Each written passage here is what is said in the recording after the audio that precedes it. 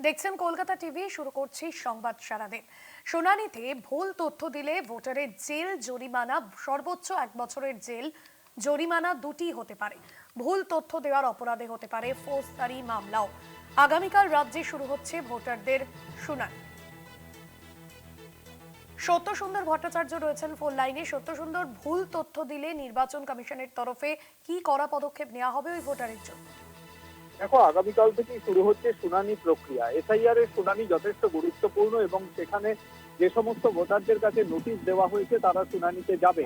কিন্তু সেক্ষেত্রে তারা নির্বাচন কমিশনের এই 11টা নথির মধ্যে গাইডলাইনে যে নথি রয়েছে উল্লেখ, সেই নথির মধ্যে যে নথিটি একটিমাত্র নথি তিনি জমা দেবেন, সেই নথিটি যাতে অথেন্টিক হয়, অর্থাৎ সেই নথির যাতে সত্যতা থাকে, সেই বিষয়টি সম্পর্কে কিন্তু সংশ্লিষ্ট ভোটারকে নিশ্চিত করতে হবে।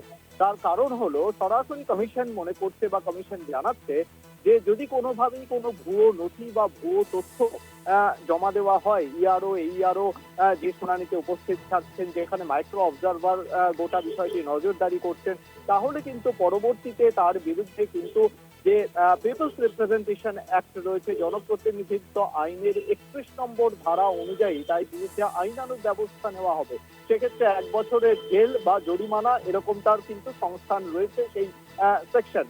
অন্যদিকে ভুল তথ্য বা ভুয়ো নথি জমা দেওয়ার লক্ষ্যে ভারতীয় ন্যায় সংহিতায় তার বিরুদ্ধে ফৌজদারি মামলাও রুজু করা হতে পারে, এমনটাও কিন্তু কমিশনের তরফে জানানো হচ্ছে। ফলে যে ভোটার সেখানে তথ্য জমা দেবেন বা নথি জমা দেবেন, সেটা যে তার সত্যতা সম্পর্কে তিনি নিশ্চিত হই সেই তথ্য জমা দেবেন, এমনটাই কমিশনের তরফে জানানো হয়েছে। সঙ্গে থাকো সত্যসুন্দর।